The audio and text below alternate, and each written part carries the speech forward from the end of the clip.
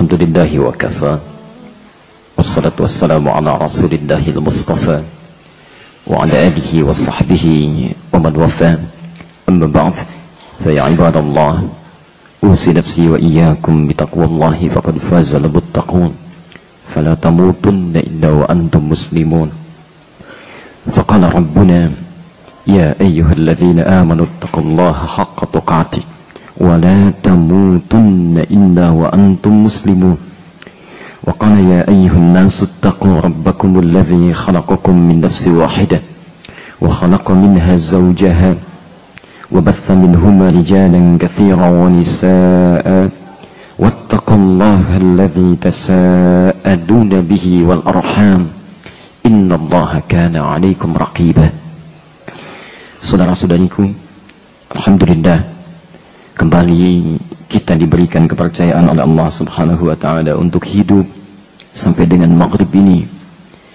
Semoga kehidupan kita mendapat bimbingan dari Allah Subhanahu wa taala sehingga selalu lebih baik dibandingkan hari-hari yang telah kita lalui.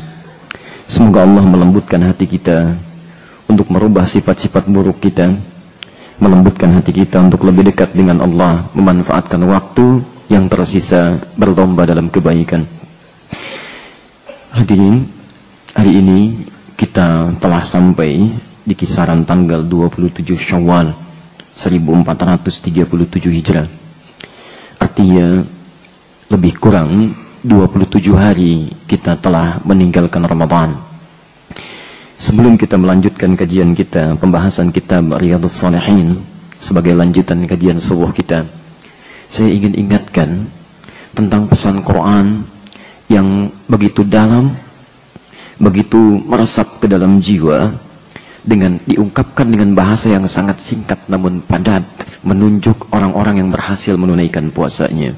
Mari saya, Anda, kita coba sejenak lihat ayat ini untuk menilai sampai hari ke-27 ini apakah kita termasuk yang berhasil atau tidak puasanya. Alhamdulillah. Perhatikan kalimat Qurannya. Ya, kita bacakan di Quran surah Al-Baqarah ayat 183 itu, ya, ketika Allah mengawali kewajiban puasa dan menutupnya sebagai indikator keberhasilan pelakunya. Ya ayyuhalladzina amanu kutiba alaikumusiyam kama kutiba 'alal ladzina min qablikum. Perhatikan ujungnya, la'allakum tattaqun. Allah. Hei orang-orang yang telah menyatakan dirinya beriman kepada Allah, Anda diwajibkan menunaikan puasa sebagaimana kewajiban ini berlaku pada umat sebelum kalian. Apa tujuannya? Apa ukuran keberhasilannya? La'allakum tattaqun. Sangat singkat. Demi meningkatkan ketakwaan kalian. Jadi kata Quran, orang yang berhasil puasa itu sederhana ukurannya, takwanya meningkat. Sekali lagi, takwanya meningkat. Jadi kalau kita ingin mengukur berhasil tidak puasa kita sampai hari ini, silahkan dicek sampai hari ke-27 ini bagaimana peningkatan takwa kita. Saya seringkali ungkapkan dan hari ini saya tegaskan, di dalam Quran kalimat takwa itu yang derivasinya seluruh katanya lebih kurang terurai 115 kali itu, bila dikelompokkan terbagi pada dua bagian. Ini ukuran pentingnya. Bagian pertama, jika Anda mendapati kalimat takwa di Quran dengan berbagai ungkapannya, itu bisa berupa hubungan kita dengan Allah dalam wujud ibadah ritual. Ya, sering diistilahkan dengan habdum minallah, hubungan dengan Allah. Atau orang Arab mengistilahkan dengan al-bu'd rabbani, dimensi spiritual. Ya. Misal, Allah mengungkapkan kalimat takwa pertama di Quran surah Al-Baqarah ayat 2 itu sampai dengan ayat 4-nya. Dzalikal kitabu la raiba fi hudal lil muttaqin. Siapa muttaqin, orang takwa ini? Maka cirinya adalah orang-orang yang berupaya meningkatkan ibadah-ibadah ritualnya, hubungannya dengan Allah. Dia bangun hubungan baik dengan Sang Khalik. Ya, alladzina yu'minuna bil ghaib, yaitu orang yang setelah dia meyakini, berusaha meningkatkan imannya kepada Allah yang gaib, masyaallah, wa yuqimunas shalah, kemudian dia coba sempurnakan ibadah-ibadah itu. Ya, dia buktikan dengan menyempurnakan salatnya. Salatnya semakin meningkat, semakin lekat dengan Allah. Masyaallah, lihat keadaan diri kita saat Ramadan. Jangankan salat fardu, salat sunnah saja tidak mau tertinggal. Berebut untuk menunaikannya, resah bila tertinggal darinya. Coba cek setelah Ramadan. Apakah nuansa itu masih bersemayam dalam jiwa? Atau masih ada sesuatu yang harus kita sempurnakan? Ya, masing-masing kita bisa menilai.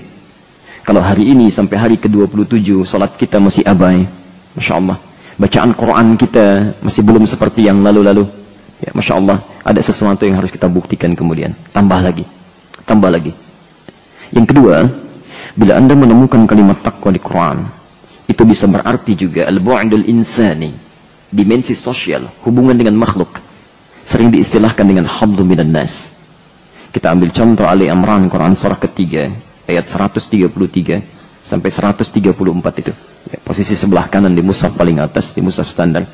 Wasari'u ila maghfiratin min rabbikum wa jannatin 'arduha as-samawati wal ardu wa'iddat lil muttaqin. Dan bergegaslah Anda untuk selalu beristighfar. Introspeksi diri. Jangan merasa tidak ada noda dalam hidup. Jangan merasa tidak ada celah dalam amalan kita. Pasti setiap orang pernah melakukan kesalahan. Ya. Demi Allah saya katakan, sekarang maghrib baru kita tunaikan sholatnya. Dari Anda sejak membuka mata tadi saat bangun tidur, baru mata saja, berapa kesalahan yang telah dilakukan oleh mata sampai dengan maghrib ini. Ya. Baru bangun tidur, lihat TV sudah salah lihat. Lihat handphone sudah salah lihat. Mendengar yang keliru, itu baru mata saja. Baru telinga, belum lisan, belum pikiran kita. Belum prasangka buruk pada Allah. Sampai ke ujung kaki, itu baru diri kita. Belum terkait dengan keluarga. Berapa banyak kesalahan pernah dilakukan pada ayah dan ibu. Sampai meninggalnya bahkan belum pernah meminta maaf. Di antara manusia ada yang demikian. Berapa banyak kesalahan dilakukan antar pasangan. Prasangka buruk yang pernah terjadi. Dari sekian puluh tahun, belasan tahun Anda berumah tangga. Pernahkah punya prasangka buruk pada pasangan? Insya Allah. Belum dengan tetangga, belum dengan kawan. Ya, jadi tidak ada yang suci. Kata Allah, bagaimana kalau Anda diwafatkan sementara itu belum tuntas? Saya bergegas untuk introspeksi ini. Saya bergegas. Setidaknya harus punya harapan untuk bisa masuk surga yang Allah sudah sediakan seluas langit dan bumi. Untuk siapa itu? U'iddat lil muttaqin, untuk orang takwa. Yang menarik siapa mereka ini? Masya Allah, ternyata ketika diungkapkan ciri orang takwa di sini sebagai wujud penyempurna dari yang pertama tadi, ayat 134-nya. Alladzina yunfiquna fis sarai wad dara. Masya Allah cirinya. Ternyata saat di dunia bisa dideteksi orang-orang ini pewaris surga seluas langit dan bumi. Jadi kalau Anda melihat orang-orang seperti ini berjalan di muka bumi, Masya Allah, itulah ahli surga. Pewaris surga seluas langit dan bumi, jalan-jalan tapak di tapak-tapak bumi. Ya. Siapa dia? Yang gemar berbagi dalam keadaan lapang ataupun sulit. Dia lakukan karena Allah. Makanya kita dilatih saat Ramadan. Jangankan saat punya air putih pun yang terbatas Anda bisa bagi dengan orang. Masya Allah. Anda dikasih kurma 3 bisa dibagi dengan orang lain. Masya Allah. Saat Ramadan. Coba kita lihat pasca Ramadan. Jangan-jangan Allah sengaja kirimkan surga pada kita seluas langit dan bumi. Kitanya tidak mengambilnya. Kita tidak mengambilnya. Allah antarkan musibah pada satu komplek. Masya Allah. Airnya datang begitu cepat. Setiap orang panik. Anda melihat itu rumah Anda tidak terkena musibah. Apa yang terjadi? Sebagian orang masih sibuk dengan merekam. Pasang status. Padahal Allah sudah antarkan surga. Dekat dengannya untuk bisa dia raih itu. Apa kepekaan kita? Jangan-jangan surga itu bisa begitu dekat dengan kita. Tapi kita yang menjauhinya. Ya. Kurang apa lagi Allah antarkan? Masya Allah. Lebih nikmat Pak. Lebih nikmat Bu surga itu Masya Allah. Nikmat dibandingkan dengan snack yang dihidangkan saat ini. Jauh. Ya. Jauh. Masya Allah. Ya. Ayo. Jadi coba sesuatu di sekitar kita tidak harus ditangkap pakai akal, tapi pakai iman. Ada orang sakit, alhamdulillah Allah antarkan ini. Ya. Allah antarkan bagian dari surga kita untuk meningkatkan amalan kita. Cepat praktekkan. Katanya mukmin satu dengan yang lainnya bagaikan satu tubuh. Yang kalau sakit yang lainnya merasakan. Mana buktinya? Ya. Mana buktinya? Ya. Ayo. Wal kaziminal ghaidha. Dia pandai menahan amarah. Wal afina 'anil nas. Bahkan Masya Allah. Begitu ada orang salah pun dia cepat maafkan. Ya, tidak cepat merespon hal-hal buruk yang ditujukan kepadanya. Insya Allah. Karena itu, mohon izin, ini hanya sebagai pembuka saja. Dari sekian uraian yang disampaikan ini, 2 ciri ini, coba cek sampai hari ke-27 ini. Ya, sejauh mana peningkatan takwa yang telah kita rasakan. Yang tahu hanya Allah dan diri kita sendiri yang bisa menentukan kemana arah hidup kita. Ya. Karena itu jangan merasa pesimis. Ya, cara berpikirnya jangan begini, berarti saya gagal. Belum tentu. Belum tentu. Kalau Anda merasa kurang sampai hari ke-27 ini, cepat buktikan. Masih ada hari selanjutnya yang sedang kita alami sekarang. Ayo, mumpung diberi kesempatan. Kita belum tentu hidup sampai esok. Setidaknya malam ini tangisi diri kita, bertobat dari kesalahan-kesalahan kita, ambil bagian yang lainnya. Bila diberi kehidupan lagi esok hari, maksimalkan, bikin rencana malamnya. Masya Allah, kemarin saya ketinggalan bangun terlambat, ya, salat subuhnya terlambat, langsung ke fardunya. Awas, istilah orang-orang soleh dulu ahli surga. Anda bayangkan, ahli surga, sahabat-sahabat Nabi, bahkan keluarga Nabi, itu kalau bangun subuh menunaikan langsung ke salat subuhnya, istilahnya terlambat. Terlambat. Ahli surga, sahabat Nabi, dekat dengan Nabi, Masya Allah, luar biasa tingkat surganya, menunaikan salat subuh, ketinggalan salat sunnahnya terlambat. Ada orang belum jelas surganya, bukan sahabat Nabi, tidak menentu keadaan dirinya, Masya Allah, bangun jam 7 santai aja. Bukan hanya sunnahnya, fardunya tertinggal. Ya. Ummu Habibah diungkapkan di hadis riwayat At-Tirmidzi, nomor hadis 414. Ya, ketika Rasulullah SAW mengungkapkan satu pesan yang sangat mulia lewat lisannya. Lihat kalimatnya. Man shalla itsnatai asyrata rak'atan fi yaumin wa lailatin. Siapa yang bisa konsisten menunaikan salat sunnah 12 rakaat rawatib yang mengiringi salat fardunya siang dan malam, apa saja itu ya Rasulullah? Arba'an qabla dhuhri, 4 rakaat sebelum zuhur. Hadisnya 22. Rak'ataini ba'daha, 2 rakaat setelahnya. 6. Rak'ataini ba'dal maghrib, 2 rakaat setelah maghrib. 8. Rak'ataini ba'dal isya, 2 rakaat setelah isya. 10. Rak'ataini qabla subhi, 2 rakaat sebelum subuh. 12.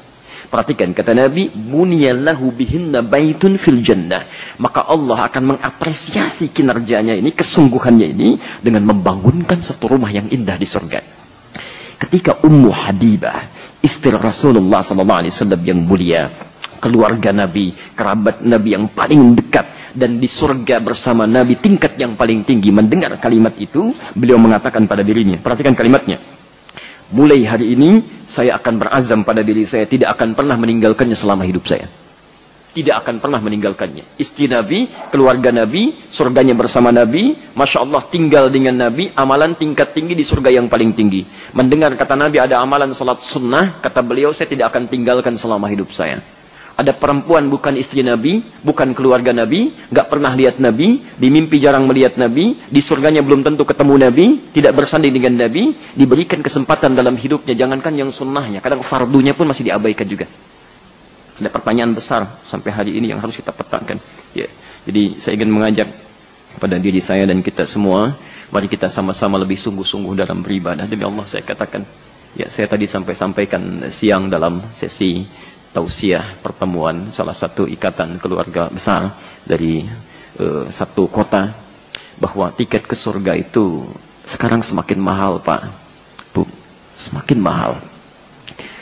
Kami saat kembali dari salah satu daerah di Jawa Tengah, namanya Binangun, desa yang barangkali tidak banyak dikenal, dicari di Google pun belum ketemu itu mungkin, ya.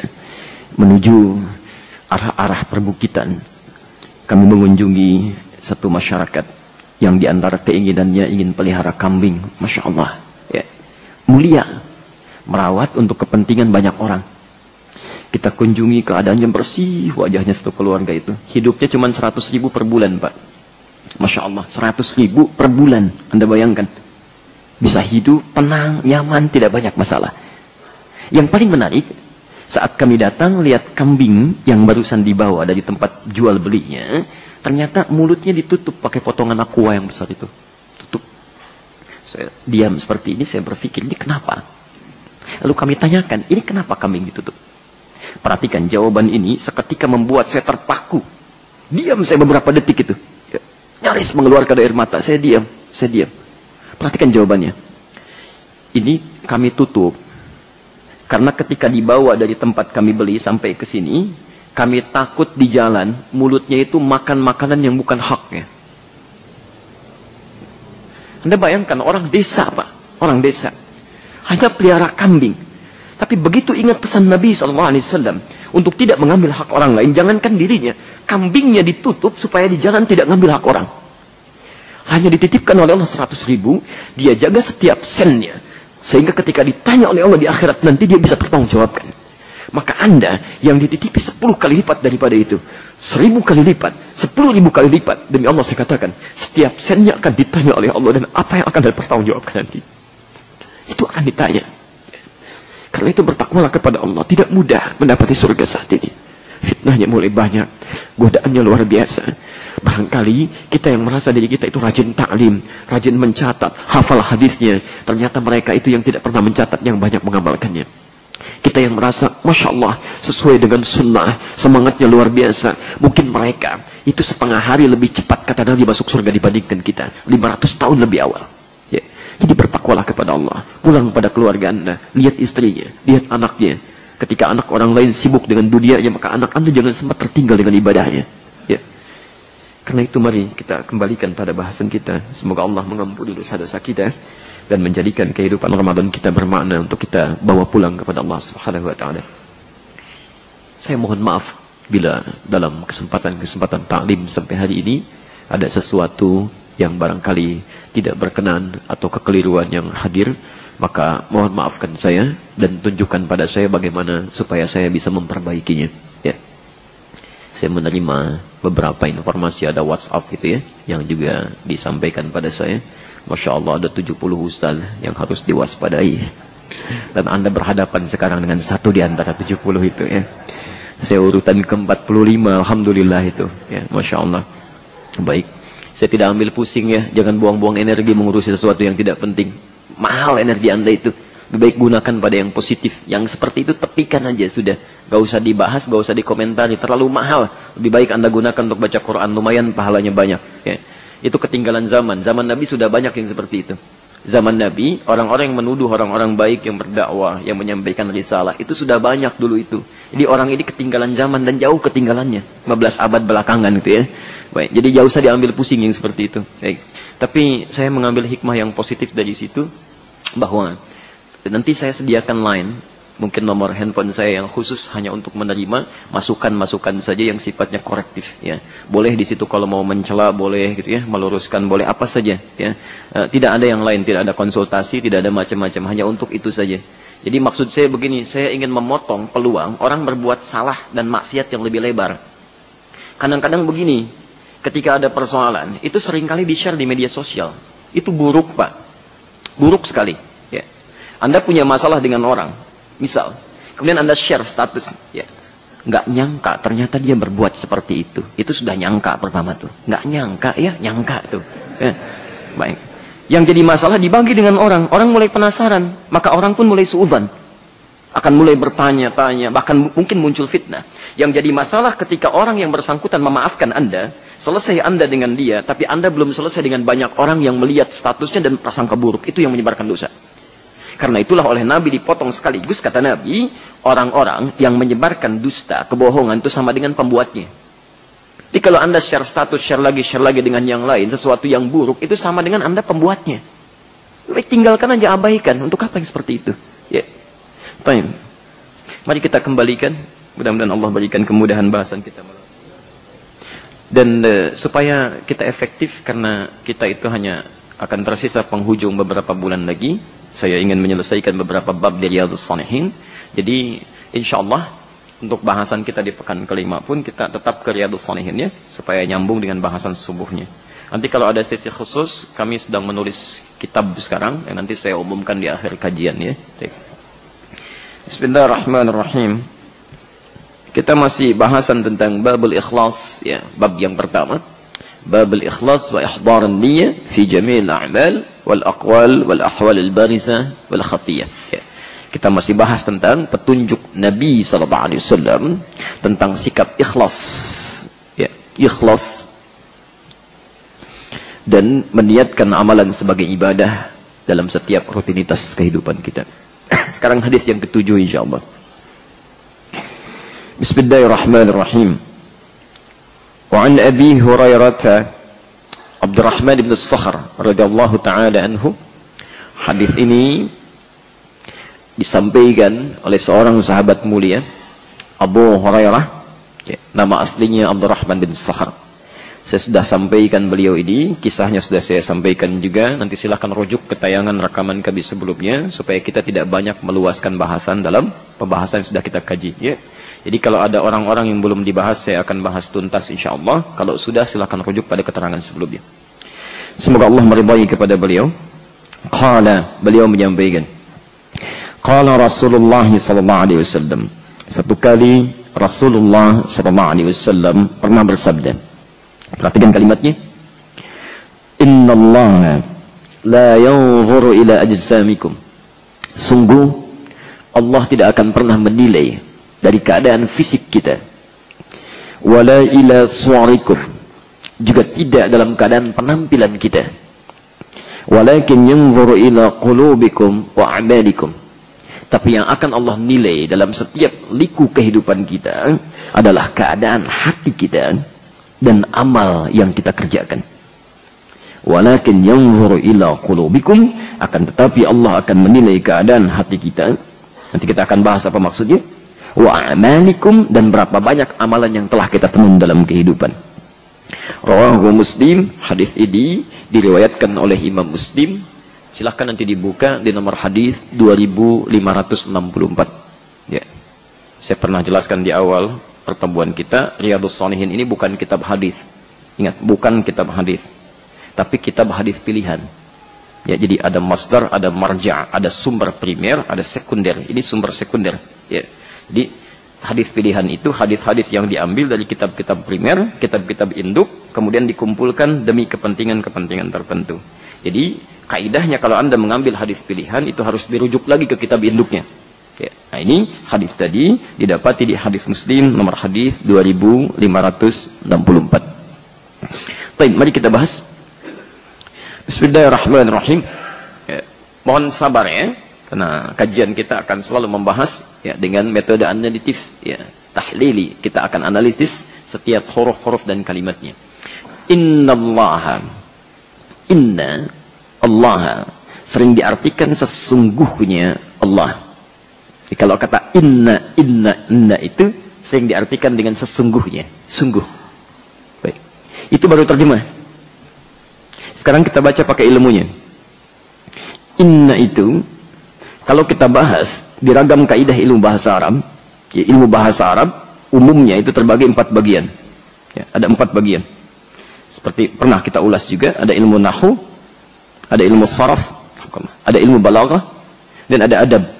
Secara 4 bagian, secara umumnya. Nanti masing-masing terbagi lagi. Balaghah dibagi 3 lagi misalkan. Ada ilmu amani, ilmu bayan, ilmu badi'ah. Ilmu adab dibagi lagi nanti. Ada adab yang terkait dengan sastranya, ada dengan syairnya, ada arudnya. Arud saja ada 16 cabang ilmu lagi. Nah, pembahasan tentang inna, anna, itu ada dalam pembahasan ilmu nahwu. Ilmu nahwu, ya. Baik, perhatikan. Disebut inna itu atau anna itu disebut dengan harfu taukidin wa nasbin. Ya. Huruf yang berfungsi untuk menguatkan makna. Ya. Jadi kalau misalnya di kultur bahasa Arab Anda menemukan satu keadaan yang saat disampaikan informasinya dalam keadaan ini ternyata diragukan oleh pendengarnya atau disepelekan, maka orang Arab akan mengungkapkan katanya dengan tambahan huruf inna. Misal, saya ingin katakan misalnya dalam bahasa Arab, fil masjid. Ya, maaf, saya hapuskan. Fil masjid. Set.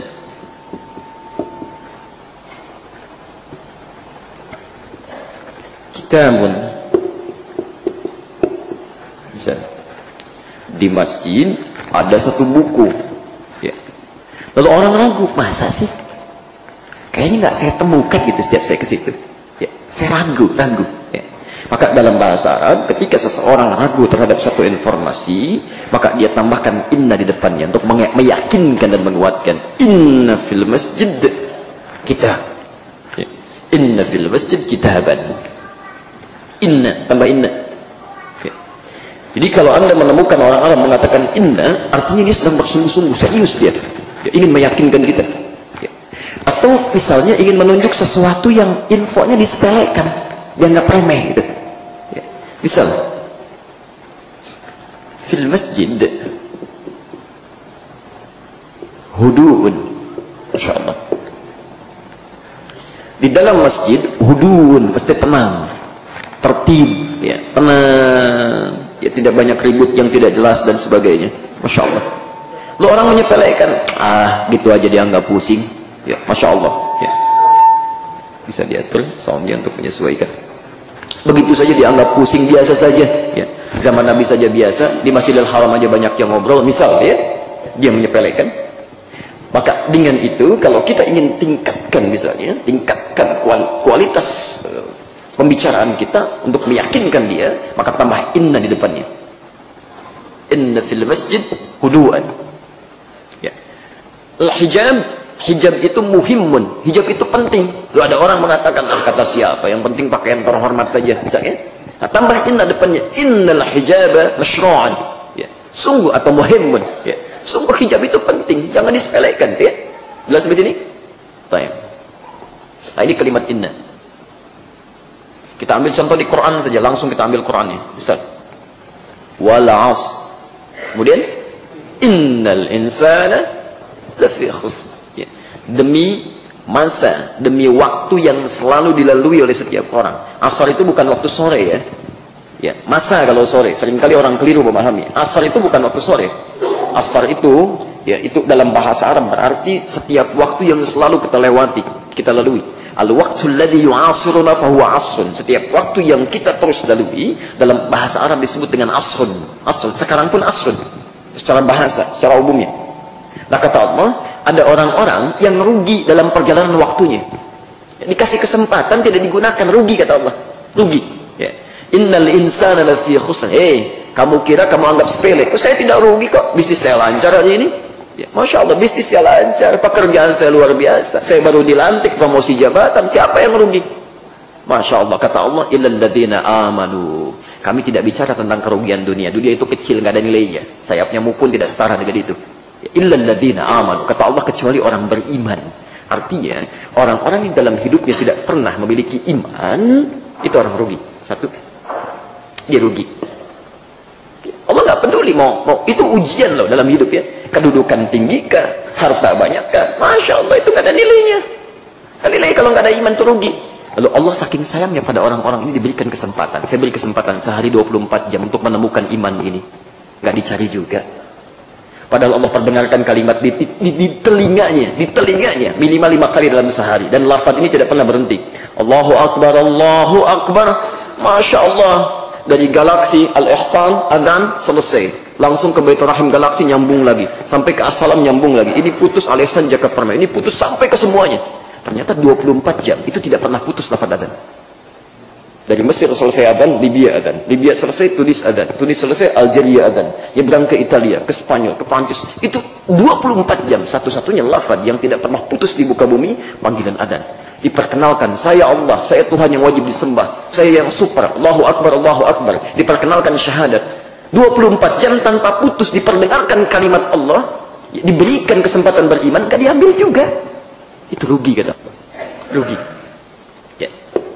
Yang paling menarik, ini yang paling menarik, illal ladzina amanu. Kalau berhenti sampai di sini saja ayatnya selesai, berarti setiap orang yang beriman itu tidak rugi ya. Ternyata keuntungannya belum menutup kerugiannya. Misal, kalau dari 100%, ya. Illal ladzina amanu, kalau sampai sini saja berarti ini nilainya 100%.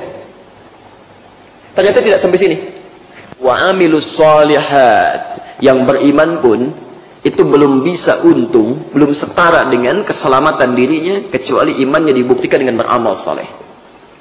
Amal saleh, Masya Allah. Amal yang diridhai oleh Allah Subhanahu wa ta'ala. Syarat pertama untuk masuk surga. Kalau ini diambil misal 50%, kita belum bahas keseluruhan ayatnya.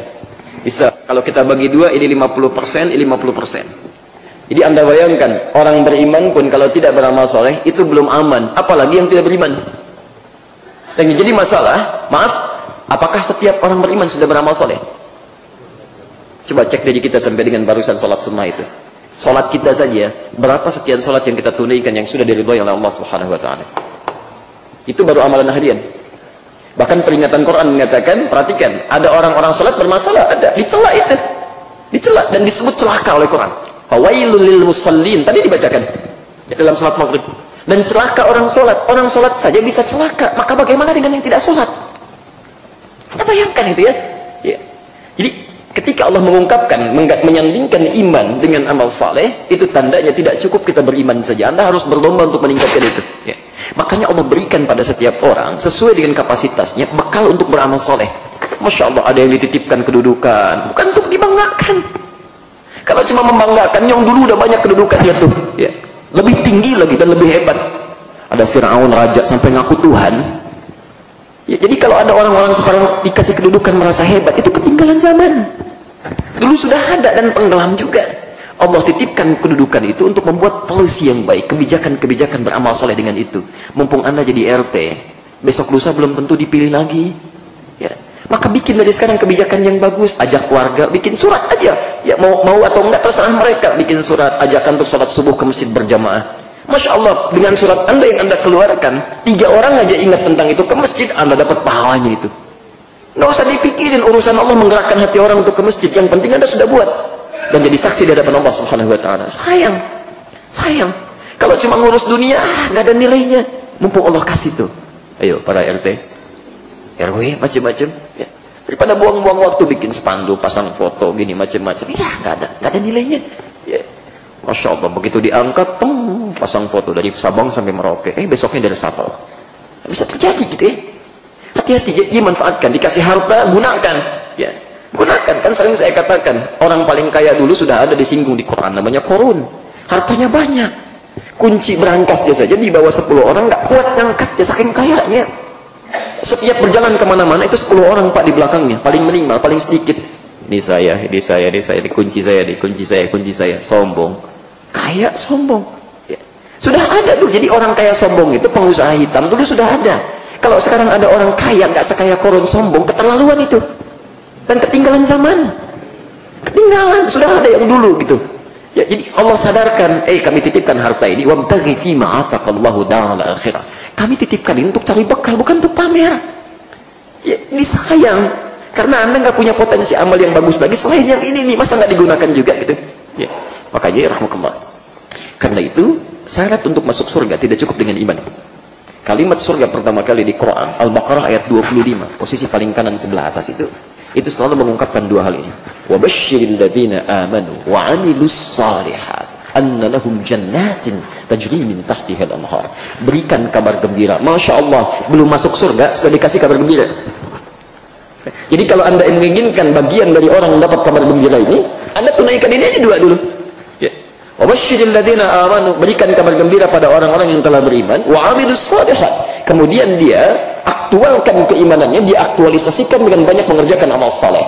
Jadi tidak cukup, surganya mengatakan dalam riwayat Quran yang disampaikan pada kita, firman Allah Subhanahu wa taala, tidak cukup iman saja, tidak cukup amal saleh saja.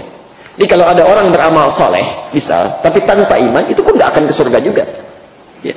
Itu Allah akan balas, saking adilnya akan dibalas di dunia, di akhirat tidak ada. Itu ada di Quran surah ke-25 ayat 23. Wa qadimna ila ma 'amilu min 'amalin faj'alnahu haba'an manthura. Dan bila ada orang-orang non-muslim yang tidak punya iman, dia berbuat baik saat di dunia, ikut-ikutan bangun, nyumbang, bikin macam-macam dan sebagainya, perbaiki jalan, itu saking sayangnya Allah dengan sifat rahmannya, itu dibalas saat di dunia. Diberikan apresiasi, bahkan tidak sedikit mendoakan, mudah-mudahan dapat hidayah, mudah-mudahan mau masuk Islam, itu dibalas. Tapi kalau dia tidak mau beriman juga sampai ke akhirat, faj'alnahu haba'an manthura. Kami akan jadikan semua itu sebagai debu yang berterbangan. Itu inna ya.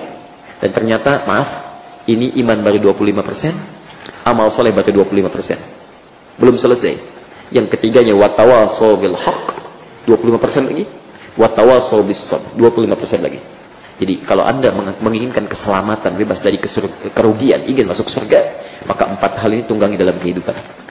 Jadi kalau misalnya kita beriman, mengerjakan amal soleh, itu amalan kita baru 50%. Kalau dosanya juga 50%, kemana tempatnya? Itu ya. Baik. Inna. Ketika lafaz inna di hadis ini disandingkan dengan Allah. Innallaha. Ini artinya Allah ingin menerangkan kepada kita melalui lisan Rasulnya bahwa ada informasi yang akan disampaikan, Anda jangan sepelekan. Ini penting. Karena itu menggunakan inna. Ini poinnya. Innallaha. Bisa Nabi mengatakan begini, Allah la yanzuru ila ajsamikum, atau la yanzurullahu ila ajsamikum. Tapi ketika menggunakan inna, seakan-akan Nabi ingin memberikan isyarat, ada orang-orang yang ketika disampaikan info ini menyepelekan, nah ini gampang, ini biasalah gitu ya. Maka kalau Anda menemukan ayat Quran atau hadis menggunakan inna, maka berikan perhatian 2 kali lebih dalam dibandingkan dengan kalimat-kalimat yang lain. Jelas ya? Baik. Bismillah. Innallaha la yanzuru ila ajsamikum. Sungguh Allah, ya, yakinkan pada dirimu, ya, jangan pernah ragu, jangan sepelekan, Allah itu tidak akan pernah menilai keadaan fisik kita. Nah, bahasanya menggunakan yanzuru. Dari kata nazara. Quran surah 88 ayat 17 kalau saya tidak keliru. Insyaallah hafal kita ayatnya. Al-Ghasyiyah. Afala yanzuruna ilal ibli kaifa khuliqat. Saya boleh hapus dulu dia, bagian. Apa artinya nazara? Nazara yanzuru, ya, sering diartikan dengan melihat, memperhatikan.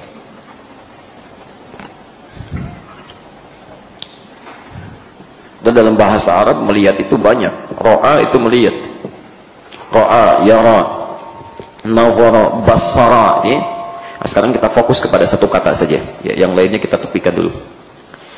Bapak Ibu sekalian, nazara dalam bahasa Arab itu setidaknya mengandung arti melihat secara komprehensif. Ya. Makanya diterjemahkan dengan singkat memperhatikan, melihat dengan utuh, teliti. Jadi melihat secara utuh, Masya Allah, dan teliti. Misal, ini apa? Papan tulis itu ro'a dalam bahasa, baru ro'a.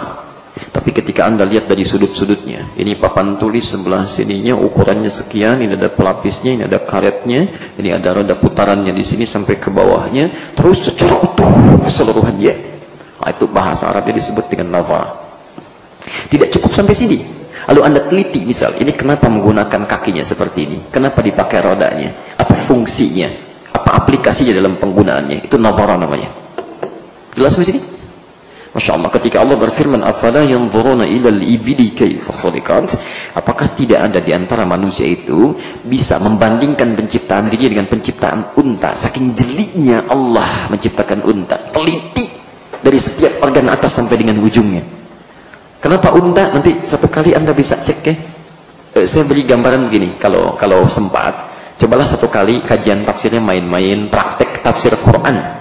Kami pernah praktekkan waktu di Tripoli, termasuk di Indonesia. Kita ajak teman-teman kumpul, ada 2 bis dengan beberapa kendaraan. Masya Allah, kajian tafsir di kebun binatang Ragunan. Ya betul, di kebun binatang Ragunan. Temanya mengeluarkan semua hewan yang ada di Quran. Keluarkan. Oh, Masya Allah, kita bikin kelompok. Ada kelompok kera, ya, tulis kelompok kera, si fulan, si fulan, si fulan. Ada kelompok unta, si fulan, si fulan, si fulan. Ada kelompok gajah, si fulan, si fulan, si fulan. Ketika kita berikan kesempatan, silahkan analisis. Misal Al-Baqarah 65, ya, ketika Allah berfirman mengutuk orang-orang Yahudi menjadi kera. Kunu qiradatan khasiin, jadilah kalian kera yang hina. Coba analisa ada apa tuh di kera sampai dikutuk menjadi kera. Kenapa tidak diutuk menjadi tikus saja misal? Kok harus kera? Ada apa dalam kera itu? Itu menarik Pak, Masya Allah. Ketika itu dianalisis, ternyata sikap-sikap dan perilaku dalam kehidupannya itu mirip-mirip hewan itu. Gak percaya silahkan ya, analisis sendiri, nanti bandingkan, perhatikan ya. Itu ketika laporan mereka menyampaikan hasilnya, kami lempar dengan makanan, tangkap dengan yang kanan, lempar lagi pisang, tangkap kiri, lempar lagi, tangkap dengan 2 kaki. Kalau sudah bosan di daerahnya, caplok daerah lawan lain.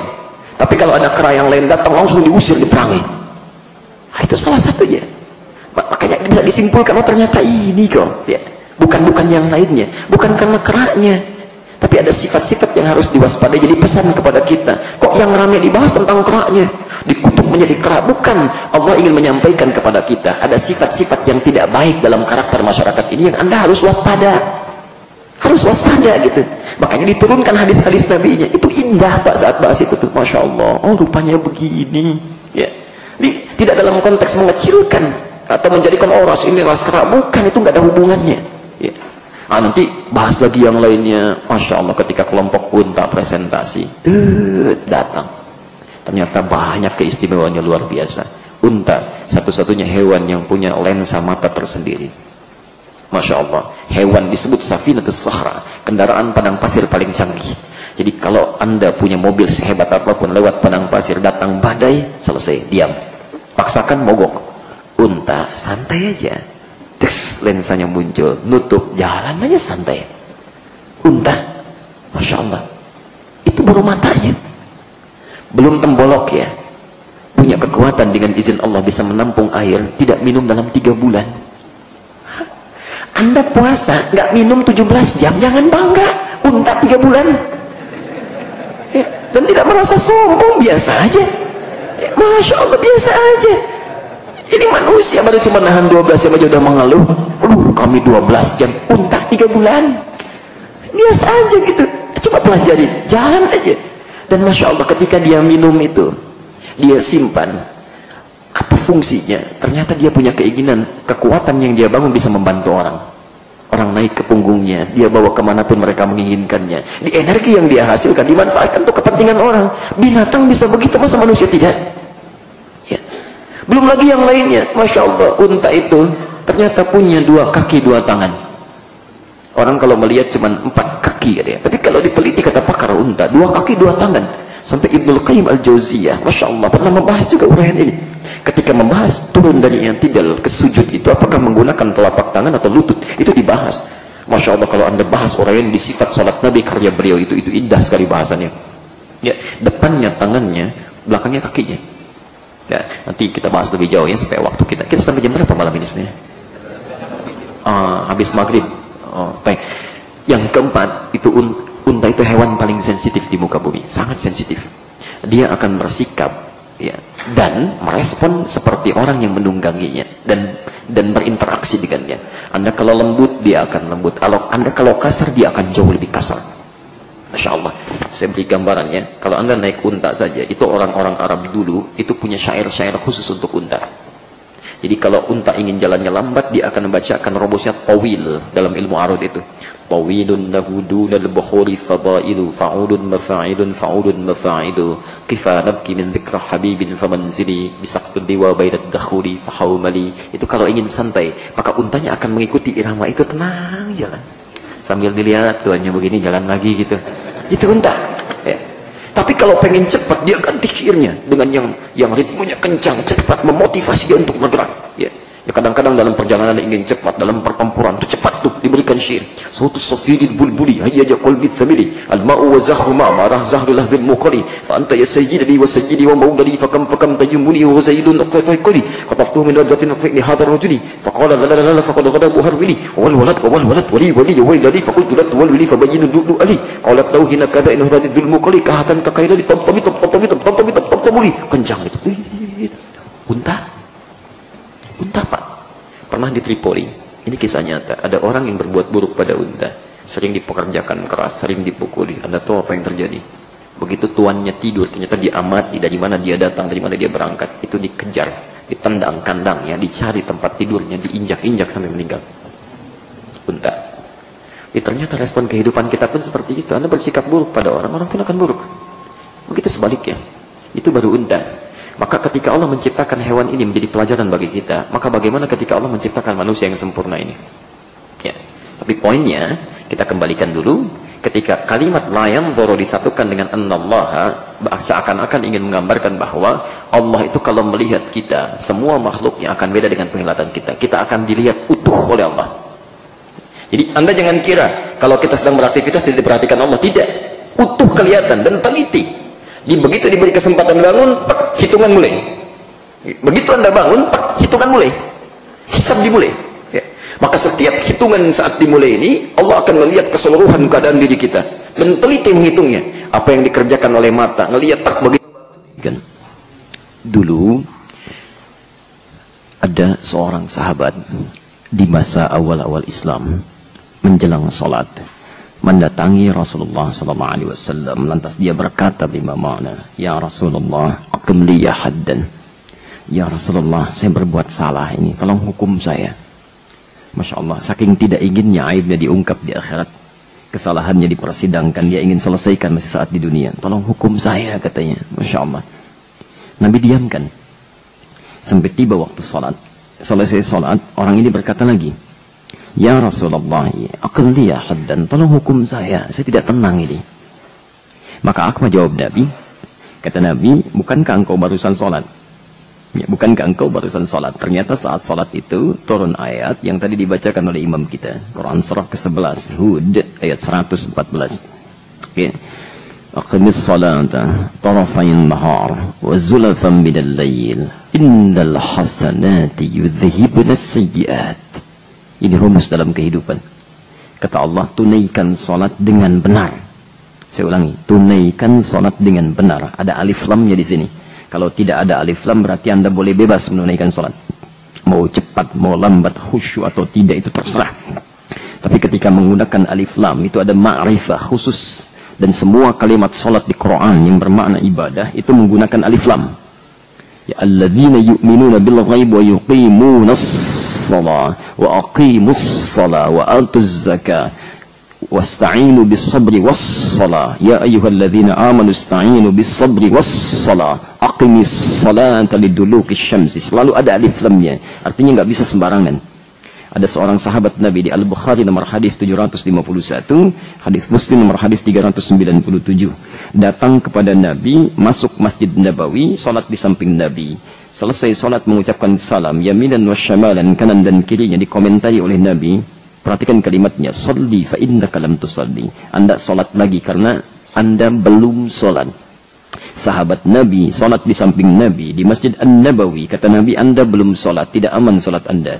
Ada orang bukan sahabat Nabi, tidak salat di Masjid Nabi, tidak pernah melihat Nabi, merasa tenang dengan salatnya. Orang ini berkata, ya Rasulullah, la adri kaifa usalli, alimni kaifa usalli. Bima ma'na? Ya Rasulullah, saya tidak tahu dengan cara apa lagi saya mesti salat. Karena 3 kali berurut-urut kata Nabi, salah kamu, ulang lagi salatnya. Salah itu, ulang lagi salatnya. 3 kali berturut-turut. Lalu diajarkanlah oleh Nabi. Ya, kata Nabi, idza qumta ila shalah asbighul wudu. Kalau mau menyempurnakan, kalau ingin salatnya sempurna benar, diajarkan sempurnakan dulu wudu. Begini caranya. Kemudian mulai menghadap kiblat, mulai kemudian bertakbir sampai selesainya. Saat itulah beliau kemudian kita kenal betul sampai hari ini. Ada sabda yang pernah beliau ucapkan, "Shallu kama ra'aitumuni usalli." Salatlah Anda persis seperti melihat saya sini salat. Jadi kalau Anda benar salat, ya kata Quran, ya tunaikan salat dengan benar. Ya tarafain nahar, baik yang ada di antara ujung siang itu, ya dari mulai subuhnya, zuhurnya, asarnya, kemudian wazulafam minal lail sampai ke maghribnya, sampai ke isyanya. Kalau semua itu benar dikerjakan, itu adalah amal baik yang luar biasa yang bisa, ini poinnya. Innal hasanati, pakai inna itu di situ. Di amalan salat kita saja oleh Quran disebut hasanat. Dan dijamakkan bentuknya. Hasanat itu kebaikan luar biasa. Kebaikan luar biasa. Dan kata hasan kalau disebutkan di Quran itu seakar dengan ihsan. Ihsan itu kebaikan yang merasa dipersaksikan oleh Allah. Hadis Muslim nomor hadis yang ke-8. Ya, di Al-Arba'in nomor hadis kedua itu. Malaikat Jibril turun dari langit sekadar untuk bertanya kepada Nabi. Di antara pertanyaannya dari 4 itu, pertanyaan ketiganya mal ihsan. Apa itu ihsan? Dijawab oleh Rasulullah sallallahu alaihi wasallam, "An ta'budallaha ka'annaka tarahu, fa in lam takun tarahu fa innahu yarak." Ya, fa innahu yarak. Engkau berusaha menjadikan ibadahmu karena Allah. Kalau engkau tak mampu melihatnya, rasakan saat beribadah itu Allah sedang melihat engkau. Jadi kalau orang sholat merasa dilihat Allah akan malu. Malu kalau sholatnya itu tidak bagus. Anda menghadap manusia saja kata-katanya ditata rapi supaya tidak salah. Mau bertemu camat saja, Masya Allah, disusun dari malam itu. Supaya nggak keliru proposal disampaikan. Kenapa ketika Anda membawa proposal kehidupan kepada Allah dalam setiap sholatnya, bacaan kita belepotan, ayat-ayat berantakan, Masya Allah, apa tidak malu seperti itu? Sedangkan Allah menyaksikan di hadapan kita. Ya, mau berapa lama lagi waktu kita sholat tidak paham bacaan yang sholat kita ungkapkan? Coba dari sekian sholat yang kita lakukan, berapa persen bacaan sholat yang kita pahami? Jadi tidak mungkin orang akan abai itu. Tidak mungkin kalau dia merasa Allah melihatnya. Mustahil ada orang sholat merasa dipersaksikan oleh Allah, itu handphonenya masih dia gunakan. Masya Allah. Mustahil orang masuk ke rumah Allah. Anda saja masuk ke rumah orang lain, maka Anda akan jawab. Ya. Setiap keadaan-keadaannya, setiap aturannya, adabnya ada. Masuk, orangnya melihat, tidak mungkin Anda sibuk dengan yang lain. Ini ada orang masuk rumah Allah, masih cari Pokemon juga. Allahu Akbar artinya. Itu artinya dia merasa nggak dilihat gitu. Nggak bisa bedakan mana tempat Allah, mana tempat biasa, sulit. Ada yang salah itu di jiwanya. Ada yang salah gitu kan. Nah, poinnya adalah ketika dikatakan innal hasanati yudhibnas sayyi'at, kebaikan-kebaikan yang dikerjakan itu langsung berpotensi menghapuskan. Yudhib itu menghilangkan langsung total. Akan menghilangkan, menghapuskan kesalahan yang pernah terjadi dulu. Pernah terjadi. Ternyata kalau orang sholatnya benar, diantaranya dosanya bisa terampuni. Karena diantara bacaan sholat itu ada bacaan-bacaan taubat. Ya, Al-Bukhari nomor hadis 711 yang biasa kita baca itu dari Abu Hurairah. Ya, Anda bacakan Allahumma ba'id baini wa baina khataayaya kama ba'adta baina al-masyriq wal maghrib. Itu kalau Anda baca itu merasa dilihat oleh Allah, bisa menangis itu jiwa kita itu. Allah bisa di dalam. Ya Allah, kalau hamba dalam sholat ini datang membawa kesalahan dan dosa, mohon jauhkan hamba dari kesalahan hamba dan dosa ini. Sejauh-jauhnya hamba gak ingin lihat ya Allah sampai diungkap di akhirat nanti. Seperti engkau pernah jauhkan antara timur dengan barat yang tidak pernah bertemu. Allahumma naqqini minal khataya kama yunaqqa thawbul abyadu minad danas. Kalau kesalahan itu begitu pekat seperti noda melekat pada pakaian, ya Allah, mohon bersihkan kalau perlu dengan air yang sangat dingin. Sambil diingat kesalahan apa itu saat Anda sholat itu yang Anda bawa. Mungkin ketika mau sholat kelihatannya seperti orang khusyuk padahal baru membuat menangis istrinya. Atau begitu istri membuat kecewa suaminya, baru bisa melukai anaknya, baru mencela tetangganya. Ketika Anda bawa suasana itu dan merasa, kata Allah, alladzina yadhunnuna annahum mulaqu rabbihim wa annahum ilaihi raji'un, Al-Baqarah 46, dia merasa menghadap Allah dan mungkin diwafatkan saat itu. Ini agak sedikit mulai malam nih kalau mendengar kalimat raji'un, raji'un, raji'un, apa biasanya yang terbayang? Inna lillahi wa inna ilaihi. Nah, kalau Anda mau khusyuk, bayangkan kata Allah, itu mungkin sholat terakhir Anda itu. Ya. Coba, adzan itu artinya apa? Kayak panggilan misalnya. Secara umum disebut panggilan. Yang panggil siapa? Pak Ivan dipanggil Allah. Jangan Pak Ivan lah, yang lain dulu. Pak Irfan sudah dipanggil Allah. Apa artinya? Kita itu tiap hari dipanggil Allah. Diingatkan, di sini kamu perbaiki hidup dulu. Jangan-jangan kamu wafat sekarang ini. Ya, coba siapkan. Makanya sebelum sholat itu kata Allah, Quran surah 7 ayat 31 itu ya, ya bani Adam khudhu zinatakum. Ya, coba kenakan pakaian terbaik yang paling halal. Kemudian Quran surah 5 ayat ke-6 itu posisi paling kiri sebelah atas. Ya ayyuhalladzina amanu idza qumtum ila shalah faghsilu wujuhakum. Coba wudu dengan baik dulu, sempurna dulu. Kenapa? Maaf, jangan-jangan saat Anda mengangkat tangan itu qadarullah ajal Anda tiba. Jadi Anda kembali kepada Allah memakai pakaian yang terbaik, yang halal, yang sudah dalam keadaan berwudu. Masya Allah, tidak ada yang paling indah kecuali diwafatkan dalam keadaan sujud. Ketika sujud itu, ya ayyatuhan nafsul mutmainnah, irji'i ila rabbika radiyatan mardiyah. Mau seperti itu? Insya Allah, nanti subuh ya, insya Allah itu masih ada waktu, masih panjang. Ya, selesaikan dulu kajian, kan kita belum selesai gitu ya. Baik. Nah, itu yudhibnas sayyi'at. Maka kamu kan sudah sholat barusan, sudah, masalah kamu selesai, kamu sudah tobat. Maksud saya, dari sekian ribuan kali ruku dan sujud yang sudah dikerjakan, berapa kali sholat yang sudah bisa mengampunkan dosa kita di hadapan Allah? Karena itu Nabi pernah menyampaikan hadis Muslim, nomor hadis 223. Lihat kalimatnya, as-salawatu ila as-salawat, wal jumu'atu ila al-jumu'ah, wa ramadhan ila ramadhan, kafaratun lima bainahunna. Seharusnya, kata Nabi, seharusnya sholat satu dengan yang lainnya, di antara jarak interval keduanya. Kemudian Jum'ah ke Jum'ah. Jadi ada jarak yang harian, ada jarak pekanan, ada jarak tahunan. Ramadan ke Ramadan itu menggugurkan dosa-dosa yang pernah dikerjakan di antara itu. Saking sayangnya Allah tidak ingin ada hamba yang masuk neraka. Saking sayangnya itu. Tiap hari dibendangkan. Kalau nggak cukup sehari mingguan. Kalau nggak cukup pekanan tiap tahun ditawarkan. Tapi kenapa nggak diambil itu? Kurang apa lagi? Allah tuh tidak ingin begitu lahir bersih kok pulang bawa kotoran. Harusnya datang bersih, pulang bersih. Itu harusnya gitu ya. Ayo coba sama-sama ya, termasuk saya, kita coba perbaiki diri, saling mengingatkan dalam kebaikan, ya, tumbuhkan. Udah nggak usah berbangga sebagai seorang hamba sekali lagi ya. Cukup kita yang paling nyaman itu bangga di hadapan Allah nanti saat dipanggil. Saya Ramadan kemarin mengatakan, usahakan semua pintu surga itu memanggil nama kita. Ayo supaya berebut itu. Kan ada yang dipanggil ahli puasa dipanggil dengan Ar-Rayyan, kan? Ahli tahajud dipanggil lewat pintu tahajud, babat tahajud. Ahli sedekah dipanggil lewat pintu sedekah. Ya, nah kita mau dipanggil lewat pintu yang mana? Kan nunggu orang berangkat, Ar-Rayyan masuk, ini belum masuk, ditutup, nak selesai. Masya Allah, sudah. Ahli tahajud manggil itu malaikatnya, masuk, kita belum terpanggil. Misal, ya. Ahli sedekah dipanggil, Masya Allah. Tapi kata Nabi ada orang-orang yang diperebutkan oleh seluruh pintu itu, dan Abu Bakar didoakan termasuk salah satu di antaranya. Sudah kita bahas saat Ramadan kemarin.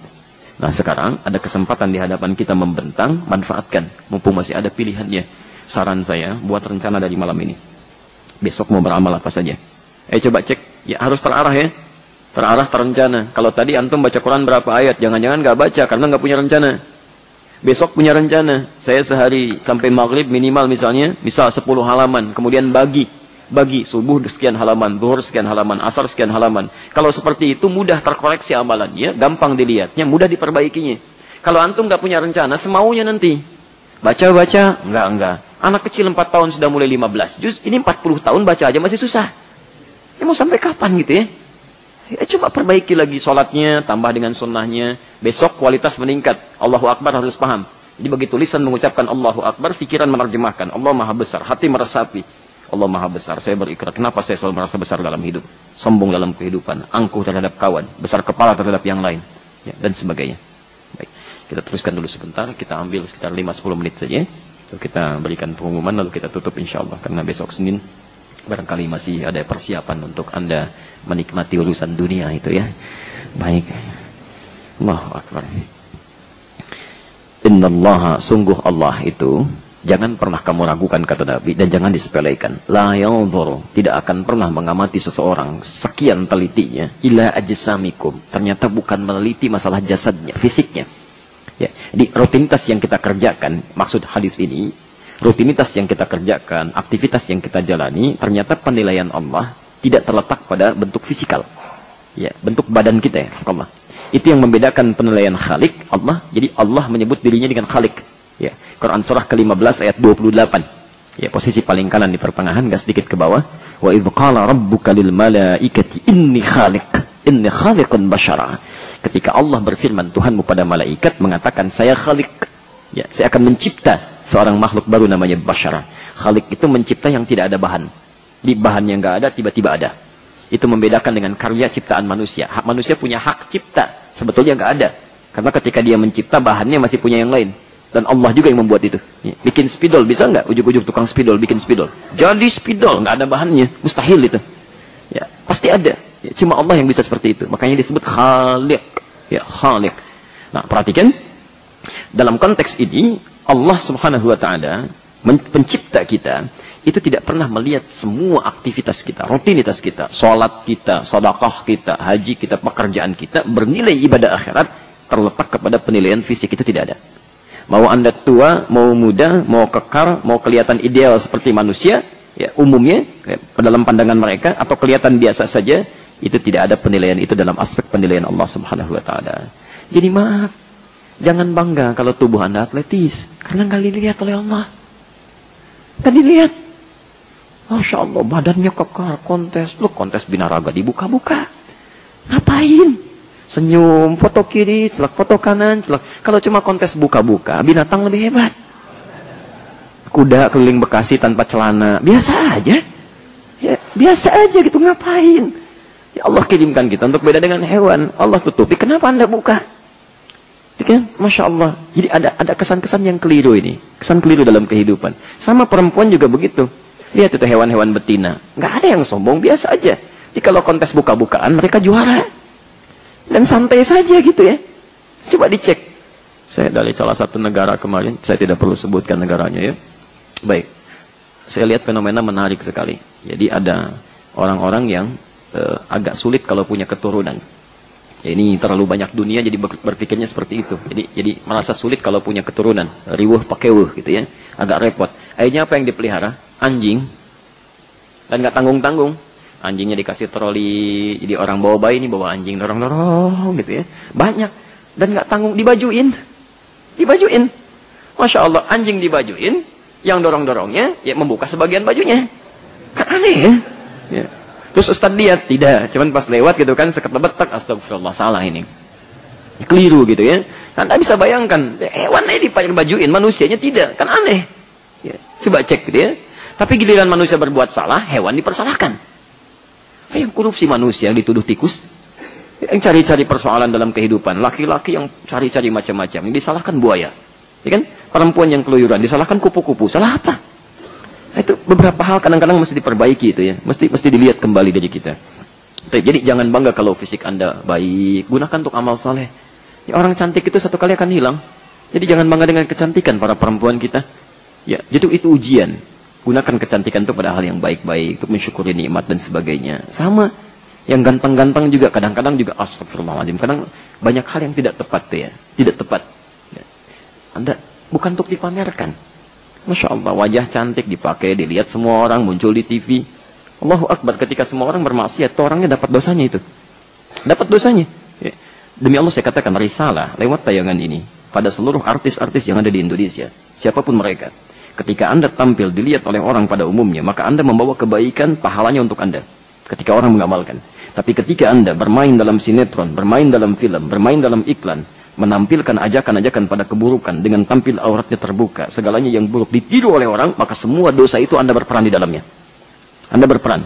Dan bayangkan berapa dosa Anda kumpulkan, tidak akan cukup ditebus dengan honor yang Anda dapatkan dari tayangan syuting yang telah Anda kerjakan. Demi Allah saya katakan, tobatlah Anda, mendekat kepada Allah, masih ada masa untuk berubah. Masih ada masa untuk berubah. Ya, dan Allah akan angkat derajat di hadapan Allah Subhanahu wa taala. Jangan takut kehilangan materi. Betapa banyak dulu saudara-saudari kita, artis-artis yang pada awal masanya hidup dalam keglamorannya, tiba-tiba bertobat, menggunakan hijabnya, ternyata tidak kehilangan jobnya. Bahkan Allah berikan dengan sangat terhormat, sangat terhormat. Masya Allah, muncul di tayangan yang baik-baik saja, ketemu orang baik-baik, honornya lebih halal lagi, segalanya terencana dengan baik dan mulia, dan hidupnya nyaman, nyaman gitu ya. Ayo, jadi kita semua, ya, jadilah artis akhirat nanti ya, semuanya, supaya dibanggakan di hadapan Allah, dipanggil, dan semua orang mengatakan, Masya Allah, Masya Allah. Baik, masih ada waktu. Ya, kita cukupkan satu lagi ya. Jadi nanti kita tidak bisa selesaikan semua karena waktunya terbatas ini. Wala ila suwarikum, dan tidak pula pada penampilan kalian. Di kata suar itu jama' dari surah. Suratun, pakai sad bukan pakai sin ya. Suratun, suar, jamaknya suar.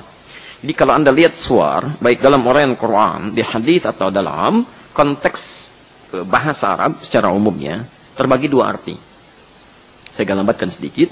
Arti pertama, kalau jism tadi, jism itu fisik, itu tampilan dari atas sampai bawah.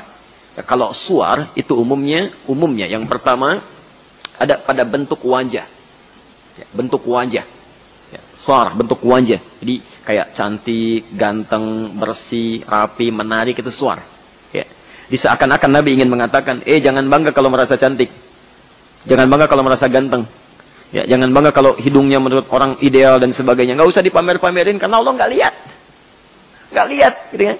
Disayang-sayang kalau cuma untuk dipamerkan, Allah aja nggak perhatikan. Ya. Ngapain cari perhatian? Allah nggak perhatikan. Lebih baik cari perhatian yang sekiranya Allah memperhatikan itu. Ya.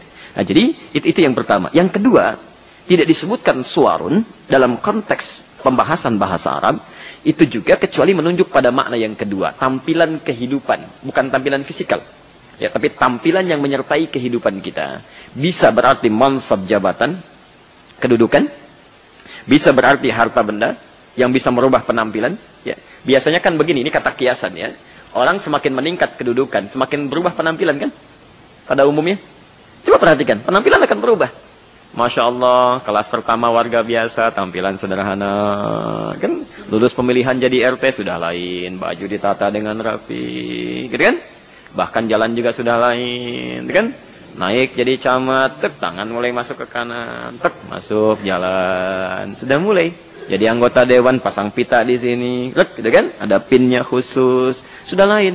Rumus fisika juga betul, F1 sama dengan F2, gaya gerak sama dengan gaya dorong, digerakkan ke A, dorongannya lain, kan? Begitu tuh, ya. Macam-macam, kan saya sering sampaikan juga dalam hukum Pascalnya, hukum tekanan, kan? F berbanding lurus dengan P, gaya berbanding lurus dengan tekanan. Semakin banyak gaya, semakin tertekan. Ya, naik, kehilangan gaya, Masya Allah, tekanan banyak gitu. Jadi masalah. Jadi kalau orang hidupnya cuma banyak gaya dengan tampilannya, tekanannya penuh.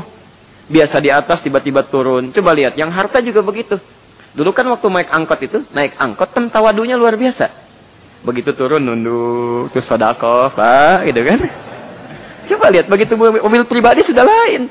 Naik, jeng, naik, gitu kan. Sudah mulai jalan. Apalagi dulu pernah terjadi, saya diinfokan. Sekelas yang kecil biasa. Itu waktu belum terpilih, pakai motor keliling-keliling, motor sederhana. Masya Allah, begitu jadi perwakilan dari rakyatnya. Naik, nggak bisa buka pintu. Nggak bisa buka. Harus dibukain. Sopirnya turun dulu, silahkan Pak, baru naik ke atas gitu ya. Cuma itu nggak dilihat oleh Allah, ngapain? Ngapain cari perhatian tapi nggak diperhatikan? Kan aneh itu namanya orangnya tuh. Ya aneh gitu ya. Nah itu kata Nabi, kamu nggak usah begitu, nggak diperhatikan kok. Ngapain begitu? Jadi nggak ada nilainya. Tadi yang saya sampaikan, ya baik itu harta benda, kedudukan, apapun dan sebagainya, itu nggak bernilai kata Nabi. Kalau urusan dunia, silakan kalau mau jadi ahli dunia. Tapi kamu nggak akan selamanya di situ. Kalau cuma bangga-bangga untuk ahli dunia, silakan. Jangankan orang Islam, non-Muslim juga bisa seperti itu. Jadi persaingan kita itu bukan untuk itu. Dunia itu sementara untuk kita, bukan untuk sekarang kita itu hidup. Al-Baqarah ayat 36. Ya, Masya Allah. Coba lihat. Wa qulna bitu ba'dukum li ba'din adu wa lakum fil ardi mustaqarrun wa mata'un ila hin. Masya Allah. Hei, kamu itu di dunia sementara kata Allah. Untuk sementara aja. Kalau nikmat cuma sebentar, nanti saat ke akhirat nanti itu kehidupan nyatanya. Jadi kalau cuma untuk berbangga-bangga di dunia, bekal yang nggak dipakai untuk akhirat tuh rugi. Rugi, sayang gitu. Ya. Nanti ada riwayat hadisnya panjang sekali. Ada orang-orang yang paling sengsara di muka bumi. Paling sengsara, paling fakir lah. Jadi kalau ada orang fakir, dia paling fakir. Menderitanya luar biasa. Tiba-tiba Allah masukkan ke surga. Sebentar ya. Sepersekian detik. Diambil lagi. Ya. Kata Allah, bagaimana perasaan kamu? Apakah pernah merasa menderita? Gak pernah tuh katanya. Dia gak ingat. Saking nikmatnya surga. Itu hilang semuanya Pak. Hilang. Dan hebatnya abadi dia dalam kenikmatan itu. Tapi ada orang yang pernah merasakan kenikmatan paling nikmat sedunia. Nikmat. Kemana disanjung, dinanti-nantikan, dielulukan dan sebagainya. Allahu Akbar. Dimasukkan ke dalam neraka sepersekian kecil ya. Ditarik lagi. Bagaimana rasanya? Seakan-akan saya tidak pernah merasakan kenikmatan dalam hidup. Seumur hidupnya. Celakanya begini. Celakanya. Kalau Anda memiliki bekal yang baik dalam urusan dunia. Baik, enak, nyaman. Anda hanya hidup sementara. Tapi saat Anda fakir dalam urusan akhirat, Anda tidak akan pernah meninggal lagi. Jadi kalau orang fakir akhirat, dia akan selamanya fakir. Tapi Anda jangan khawatir. Kalau Anda fakir dalam urusan dunia, tapi kaya dengan bekal akhirat, dunia sementara, begitu di akhirat, selamanya Anda tidak akan pernah fakir lagi. Sekarang saya tawarkan pilihan. Anda mau fakir dunia, kaya akhirat, atau mau fakir akhirat, kaya dunia. Tidak ada pilihan ketiga. Nah, kalau Anda menginginkan yang ketiga, maka gunakan segalanya cari. Turunkan ayat-ayat Qur'annya. Berikan bekal. Kalau Qur'an panduan kehidupan kita. Keluarkan setiap ayat Qur'annya. Coba sehari keluarkannya. Saya sering sampaikan ini, sudah dipraktekkan belum? Ya, coba Anda buat peta hidup lah yang baik. Ya, nggak ada kata terlambat. Ya, tidak ada kata terlambat. Lebih baik terlambat daripada terlambat banget. Ya. Ayo siapkan dari kita sekarang. Besok bimbingan keluarga. Bagaimana keluarga Quran? Turunkan ayat-ayat Quran tentang keluarga. Mendidik anak yang baik dan sebagainya. Besok cara bekerja menurut Quran dan Sunnah. Keluarkan tuntunan bekerja. Itu sudah dikeluarkan oleh ulama kita itu. Ada kitab-kitab khusus. Coba buka. Kalau buka kitab hadis itu, keluarkan tuntunannya. Ya, misal Kitabul Buyu', tuntunan tentang bisnis, keluarkan bisnis sesuai tuntunan Nabi. Turunkan ayat-ayatnya, turunkan hadisnya. Bawa, catat, bukan cuma catatan rapat aja. Bawa bagaimana rapat menurut sunnah, kan? Bagaimana jual beli menurut tuntunan Al-Quran, keluarkan. Ya, ada kitab macam-macam, Kitabul Iman, cara menaikkan iman. Kenapa Anda sering bertanya, Ustaz, kenapa iman suka naik turun? Bagaimana cara menaikkannya nggak turun-turun? Imam Al-Bukhari membuat kitab, jilid pertamanya itu langsung Sahih Al-Bukhari, Kitabul Iman, 57 hadis. Cara menaikkan, mempertahankan, tidak turun. Seperti apa caranya? Ada tuntunan dari Nabi-nya. Berapa sudah kita keluarkan? Jangan-jangan sibuk ikut banyak taklim, sibuk nyatet, tapi jarang diamalkan. Jadi masalah gitu kan? Baik, sekira kita cukupkan sampai sini dulu ya. Supaya ada keterbatasan kita untuk sedikit-sedikit. Jangan-jangan banyak-banyak nanti yang diingat sedikit gitu ya. Jadi lebih baik sedikit tapi dipraktekkan banyak. Mohon izin untuk menyampaikan beberapa informasi, menguatkan apa yang disampaikan dari masjid tadi. Untuk menambahkan sebagian yang belum disampaikan. Pertama, kami memperhatikan Masya Allah semangat untuk belajar begitu tinggi dan sangat baik. Dan saya khusus berdoa kepada Allah Subhanahu Wa Taala, siapapun yang hadir di majlis ilmu atau menyaksikan tayangan di media sosial yang baik-baik, Allah berikan kelembutan dan kemudahan dalam kehidupannya untuk semakin belajar. Tapi kadang-kadang dalam pelajaran itu semangat saja tidak cukup. Semangat saja tidak cukup. Perlu punya manhaj yang benar, ya, perlu pelajaran-pelajaran yang prioritas bisa dipelajari dengan baik, sehingga pelajaran itu efektif, benar, tidak ada lompatan-lompatan juga yang bisa membingungkan dalam belajar. Nah, itu insya Allah saya sudah pelajari selama mengajar ini, saya coba keluarkan tuntunan-tuntunan sunnah Nabi dari hadis-hadis beliau langsung, dari tuntunan ulama dan beberapa yang kami pernah lewati dalam belajar. Saya mohon doanya saja. Saya kemarin sudah saat libur itu, kami punya waktu berapa hari, saya coba tuliskan untuk memenuhi itu semua. Dan sekarang insya Allah sedang dilihat, barangkali beberapa hari atau pekan ke depan sudah bisa dicetak. Kita buat nanti Al-Majmu', ini tuntunan untuk ta'lim, termasuk nanti untuk para orang tua jika ingin mendidik anaknya sesuai dengan tuntunan Rasulullah. Nanti semuanya hadis-hadis yang saya keluarkan. Di hadis-hadis saya juga terus sampaikan validitasnya. Maksudnya ini kualitasnya bagaimana, sahih atau tidak. Ya, jadi saya nggak bawa hadis dhaif di sini, semuanya sahih. Dan semuanya dicantumkan oleh para imam-imam yang fiqh terpercaya ya. Jadi semua terkait dengan petunjuk Nabi saya keluarkan, mesti apa, bagaimana cara cari guru yang benar, materi apa yang dipelajari, bagaimana supaya ilmunya cepat diserap ya, dan sulit lupa dan sebagainya. Nah, kita coba rangkum ini. Nah, ini tidak banyak, nanti mudah-mudahan selesai dan mudah-mudahan bisa dibagikan dan dipelajari untuk kita semuanya. Ya, ini pertama. Dan semoga Allah Subhanahu wa taala memudahkan Anda untuk mempelajarinya ya. Baik, yang kedua, nanti kita akan dekat ke Idul Adha. Ini saya belum tanyakan kesepakatannya karena tadi kami sampaikan, terusannya kita akan lanjutkan Riyadhus Shalihin. Kita juga akan cetak ulang ini tentang tuntunan Idul Adha. Jadi ini penting dipelajari. Saya sudah keluarkan tuntunan sunnah-sunnah baik terkait sholatnya, bahkan dari awal Idul Adha-nya, dari awal Idul Adha-nya, dari awal bulan Dzulhijjah. Ya, sunnahnya apa saja, apa yang dikerjakan dan sebagainya. Ini ada tuntunan praktis termasuk persoalan-persoalan yang sering muncul di saat Idul Adha. Nah, saya pikir begini, saya kira nanti kalau sudah jadi ini dan bisa didapatkan, nanti barangkali Pak ambil satu sesi sebelum Idul Adha untuk mempelajari ini dulu. Nanti Anda pegang bukunya, saya langsung yang terangkan juga. Jadi apa saja tuntunan Rasulullah yang disampaikan pada kita untuk beridul Adha. Mudah-mudahan Idul Adha tahun ini kalau kita hidup bisa mendapatinya lebih baik daripada tahun-tahun sebelumnya. Ya. Dan tidak cukup dengan amin, kita belajar dulu gitu ya. Belajar, pahami dulu, baru kemudian kita coba amalkan. Yang ketiga, yang terakhir, ini biasanya kami mencoba untuk bisa melestarikan sepanjang saya punya waktu dan kesehatan sebelum berangkat untuk haji.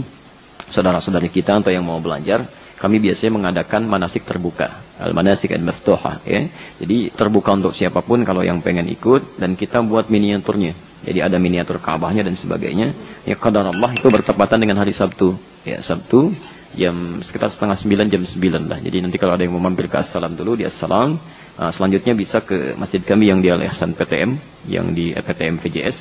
Itu nanti akan dilakukan manasik terbuka tuntunannya langsung di lapangan. Kami sendiri nanti akan menuntun, ya mulai dari sunnahnya seperti apa, masuk ke haram, melihat Ka'bah dari mana, tawafnya di Arafah seperti apa. Kita biasanya desain miniaturnya, ya. Di taklim kita di luar. Nah, sesi untuk teoritisnya ada satu sesi lagi di malam Jumat. Jadi kalau nanti ada yang mau berhaji tahun ini, ya, atau ada kerabatnya, saudaranya, nanti ada teorinya di malam Jumat terakhir nanti, Sabtunya langsung praktek. Hanya itu saja dan tidak berulang. Adapun nanti yang tertinggal, insya Allah kami coba rekam juga itu dan bisa dibawa, dan insya Allah itu gratis kalau Anda mau pelajari dan seterusnya. Itu saja yang kami sampaikan. Semoga Allah Subhanahu wa taala memberikan kemuliaan kepada kita semuanya. Sekali lagi, maafkan saya atas segala kesalahan-kesalahan yang kami lakukan selama ini. Semoga Allah mengampuni, dan jika dalam interaksi kita ada sesuatu yang secara materi harus saya penuhi atau hal lain yang harus saya tuntaskan, mohon segera dikabari, setidaknya sebelum saya menghadap Allah Subhanahu wa taala semua urusan dunia kita bisa selesaikan dengan baik. Ya. Terima kasih. Subhanakallahumma bihamdika asyhadu an la ilaha illa anta astaghfiruka wa atubu ilaik. Wa akhiru da'wana alhamdulillahirabbil alamin. Assalamualaikum warahmatullahi wabarakatuh.